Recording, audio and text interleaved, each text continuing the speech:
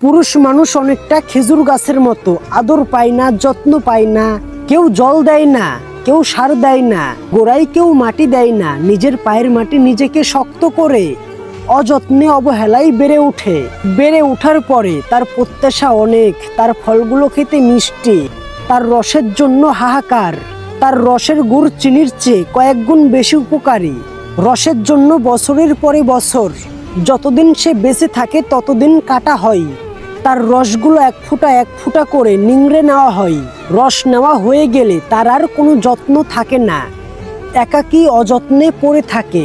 জীবন শেষ করার পরে জ্বালানি কাঠ হিসেবে তাকে ব্যবহার করা হয়। কিন্তু খেজুর গাছ কোনো অভিযোগ করে না, প্রতিবাদ করে না, প্রত্যাশাও করে না, ভালোবাসা চাই না, শুধু ফল দিয়ে যাই, রস দিয়ে যাই আর মাথা উঁচু করে বেঁচে থাকে পরিবারের পুরুষ মানুষটির মতো।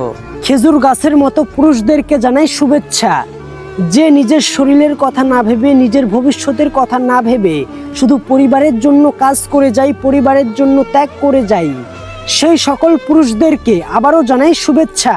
সবাই ভালো থাকুক, সুস্থ থাকুক এবং সুন্দর হয়ে উঠুক তাদের জীবনযাত্রা।